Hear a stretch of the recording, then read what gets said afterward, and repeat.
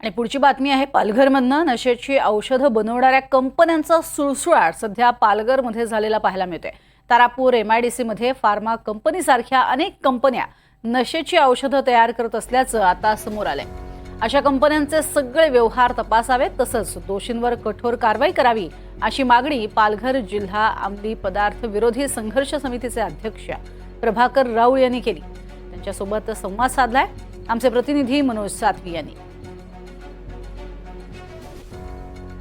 पालघरच्या तारापूर येथील एव्हिओ फार्मास्युटिकल कंपनीवर अन्न व औषध प्रशासनाने छापा टाकला आणि कारवाई केली।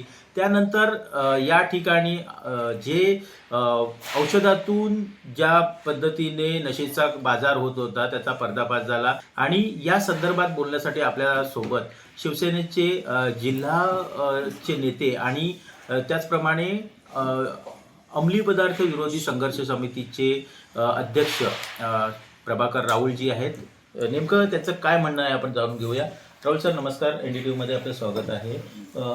ह्या ज्या ड्रग्स संदर्भात जी कारवाई करण्यात आलेली आहे काय सांगाल? इतर जे ह्या संदर्भामध्ये जी काही कारवाई झाली आहे ती स्वागतार्थ आहे, परंतु अशा बऱ्याच कंपन्या ह्या औषधाच्या नावाखाली हे धंदे सर्रास चालू आहे आणि त्यामुळे सर्व कंपन्यांची इन्क्वायरी झाली पाहिजे, त्यांच्यावर कारवाई झाली पाहिजे अशी मागणी आमची पण आहे। कारण का ह्यामुळे आमच्या स्थानिक लेवलला पण आम्हाला त्रास होतो लोकांना, आणि इकडे पण त्याच पद्धतीने तीच औषधं मुलं पण आता घेत आहेत, कॉलेजची मुलं घेत आहेत, शाळेतली लहान मुलं घेत आहेत आणि अशा प्रकारे आतापर्यंत 30 ते 35 मुलांचा इकडे मृत्यू झालेला आहे आहारी जाऊन। त्यामुळे ह्यांच्यावर कारवाई झाली पाहिजे, कारण औषधाच्या नावावर सगळं होत चाललं आहे। कोणत्या अशा काही कंपन्या आहेत का ज्याची नावं सांगता येतील? आता ओइझर केमिकल म्हणून एक कंपनी आहे, नंतर मोल्टेस रिसर्च लॅबोरेटरीज आहे, नंतर एक मॅक्सवेल म्हणून कंपनी आहे।